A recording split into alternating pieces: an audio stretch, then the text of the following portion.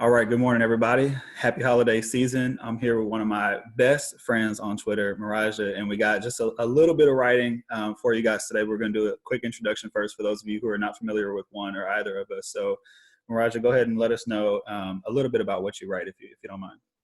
Okay, so as you said, I'm Marijah V. I don't really have a nailed down genre. I kind of write different things. So a little bit of nonfiction, mental health, love, relationship kind of things. I also write a little bit of satire and cynicism. I'm going to start branching out into some other subjects and genres, but I don't want to give any hints about it yet. All right, sounds good. Yeah, I write in one genre. I'm not that well-rounded just yet. I write young adult fantasy, but if you can try to nail down that genre, good luck to you. So I write a series right now. It's going to be 4 books. The 3rd book is coming out soon. It's called From Chaos Comes Order. And after we get done with sharing what we've written for everyone today, then we'll talk about where to find the books and things like that. So stay tuned. And you're really going to want to hear Marijah, but you're going to have to listen to me first. So don't worry too much. If you don't like mine, it'll be worth sticking around. I can promise you that. All right, I'll go ahead and get started. So my short is called Get Out. You shouldn't be here. I'm not having this conversation again, she said, slamming the door in his face. He stood for a long while outside that door, his nose inches away from it, as if staring hard enough could give him X-ray vision to see her one more time. Her voice was muffled by talking through the door, but even her muffled voice was enough to make him smile. Go away. Seriously. Please. The fighting spirit he fell in love with as a boy was absent from her more and more lately. He wasn't trying to kill her, but he wasn't helping her live either. Who was he helping exactly? I'll leave if you really want me to. If you can open the door, look at me, and tell me I'm not welcome here, I will go. He didn't budge. He was too afraid to blink for fear he might waste a millisecond of time seeing her. His first love, his forever love. The door opened, but only a tiny bit. He flashed his eyes to the small opening, getting a tantalizing taste of her beauty, but it was enough. Half an eye, a sliver of skin, only a few strands of her black loose curls. Everything about her was perfect, and it always had been. She didn't speak to him at first. They only stared at one another, though she could see more of him than he could see of her. The door was still open, and that was all he needed for now. Go back to her. Does she know you're here? Some fool she is for marrying you. He blinked twice, instantly regretting losing sight of her. His wife wasn't aware of where he was, but she wasn't the type to ask nor care. So long as he came back to her every night, where he was during the day mattered not. Would she be hurt to know where he was and who he was seeing? He wasn't sure, but it wasn't the issue at hand. Getting beyond that door, having another hug, another look, another conversation, it was all he could think of. Like any other drug, a simple fix would do, for now. You haven't told me I'm not welcome here. The door opened a tad further. She smiled, then her face soured. Her icy blue eyes dimmed, and the more her face broke, the further the door opened. Her body leaned against the door like she was using it as a crutch.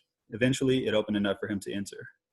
Brought you something, he said, smiling as if the tense exchange never occurred. With an extra bounce to his step, he laid out a set of 3 candles. Each was smaller than his fist, cylindrical in shape and identical to each other. The door closed behind him, and since she hadn't screamed at him or had a breakdown yet, he assumed he was in the clear. You stood out there all that time without a coat, she said, not commenting on the candles. He shook his head. Don't need one. You'll never change. You want me to? She finally approached him, looking around him at the candles. Yes. He turned to face her, and she immediately looked away. What do you want me to change, he asked. I'll do it for you. I'll do anything for you. Except be with me. You wouldn't want me to do that. I can't change my marriage. You mean you wouldn't change your marriage? You don't want to be with me. Just say it. He shook his head, leaning over to look into her eyes.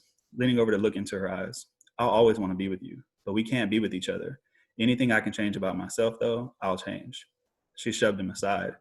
Though she was much smaller, he let her move him. She couldn't forcibly move him if she tried. Where did you get these candles, she asked, avoiding the question. I made them, he said, looking at them over her shoulder, his body dangerously close to hers. If he touched her, then what? Lifting one closer to her nose, she smelled the candles and tilted her head. Smells like a flower, maybe citrus or honey. Tulips. She tossed the candles to the floor, walking away from the others. I hate you.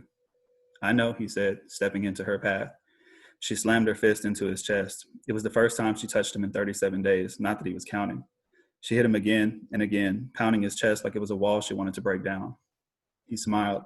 The irony of wishing he could break her walls down as she tried to break him was funny. She wasn't nearly strong enough to hurt him. Each punch was like a nudge from an ice cube. Her hand was so cold, he could feel it through his shirt. Finally, he snatched her by the wrist, stopping her from hitting him again. Then he snatched her other hand. She tried to yank away, but he wouldn't release her until his perpetual heat warmed her, if only a little bit. Get your hands off me, she demanded, trying to pull away. He released her. Despite years of practicing letting her go, it was never easy. Sorry. You're not welcome here. Get out. Her eyes narrowed at him, but even her disdain was better than her feeling nothing for him. An angry stare was better than an empty one. He shoved his hands into his pockets. Okay, he said. If nothing else, he was a man of his word, so long as people knew which words to make him say. He turned away, walking towards the door. I hate you, she said. I love you, he said, not looking back. I love you too. He barely heard her as he shut the door behind him.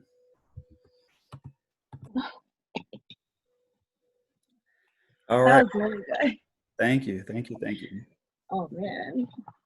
Okay, so Marijah, you're gonna have to follow that one up. I'm looking forward to it. This is gonna be my first time hearing you read it, so I'm excited. Okay. All right. He said I was beautiful, not like the sky or the moon, but like staring straight into the sun, like the tenebrosity of the ocean floor, like a sword glistening with blood. He told me I look into the mirror and it cracks beneath my gaze. That's the thing he did that ruined me. He'd take me to heaven again and again. He'd show me paradise around the world, utopia in my heart, ecstasy between my thighs. His tongue was laced with both Shakespeare and poison. His eyes were armed like a sharpshooter, and when aiming for my heart, he had sniper precision. This beautiful amber-eyed boy called me his, and then went home to his wife every night. And it was wrong, yes. It was wrong. He was wrong. I was wrong. And I ended it, except I didn't really end it. I couldn't find the strength to say the words, to block his number, to erase him from my mind. So instead, I just slid my back against the door and laid silently in angst as he came back every night, begging for me, searching for me, screaming for me. And then the silence came. For months, there was just silence, an uneasy quiet that came way too quickly. And my sadness turned to hatred. And every time I thought I was fine, I'd feel fire raging inside of me again. Because you see, this is what else he did that ruined me. He'd take pieces of me every time he left. The music I listened to, the way I laughed, the things I said, the places I took him. He created his own little world of me, a memorial, a mausoleum, an echo chamber full of my stolen essence, his round moon eyes absorbing my every move. I mistook his studious obsession for admiration, his soft lips imitating my every word. I confused his manipulation for love. And so, a lovely little sociopath made an urn of me while I was very much still alive. But instead of spreading my ashes over the ocean, he devoured them. All right, all right. Great job, great job. Let me see, let's get open here. Wow.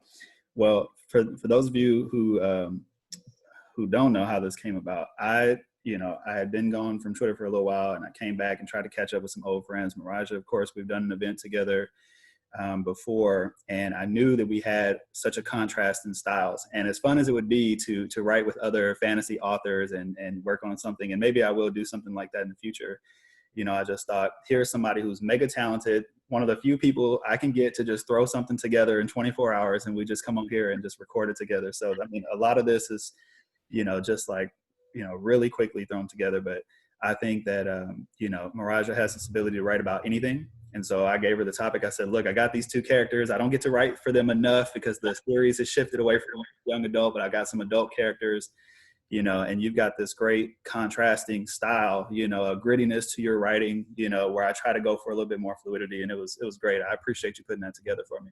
This was so much fun, and it was such a creative idea that you had. Like, you challenged me and you pushed me, and then I love our conversation just in general. You're not just a great writer, you're a great friend. So I really appreciate this. I liked it.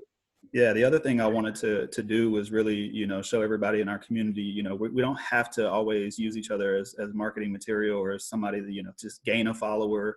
Yeah.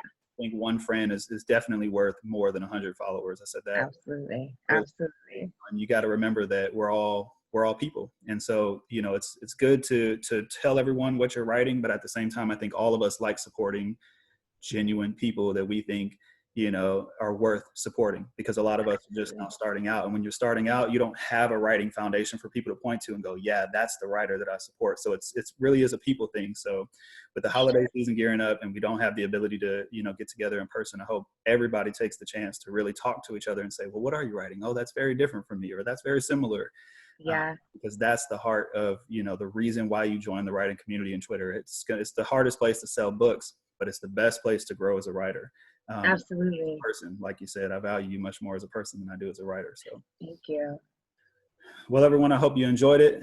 If you want to find more of Marijah's writing, why would you not? Marijah, tell us where you can find your writing. Um, I have a link on, you can actually just go to Amazon and search my name, or you can just Google me, Marijah V, Marijah with a V, or just Marijah. All my stuff comes up. In case you are not interested in buying from Amazon, I know people have different, you know, political beliefs and views, and I absolutely respect that. There are a lot of secondhand stores and thrift stores, also Barnes and Nobles, Walmart. There's other places to buy stuff. If you Google it, it'll give you all the different options for way cheaper. I know, you know, some people don't have it. Also, resources that are not American. So I have lots of options to support. I am also willing to send things for free just to, you know, champion my stuff. Let me know what you think. If you hate it, if you love it, you know, whatever. I'm open for all types of criticism. That's awesome. Look, you can go to the Evil Empire of Amazon for my books as well. If you just put in JIMI, you're probably going to get Hendrix. So you're going to have to put my full name, Jimi Rodriguez. Hard to compete with that guy on the naming front. But you can also find me on Twitter at Jimi A. Rodriguez. And if you Google me and see some like old embarrassing college photos, that's always fun too. And then you'll get to my book. So that's a 2-for-1 if you want to Google me that way. Students do it all the time. So I highly encourage you to just Google my name and have a good laugh. I used to have bangs and stuff. It was crazy. So if you want to check that out, you certainly can. But add Marijah and I on Twitter. We'd love to be friends with you if we're not already friends. And if you are already a friend of ours, we deeply appreciate the support. And we hope you all have a safe and healthy, happy holiday season. Thank you, guys. Thanks, guys. Bye.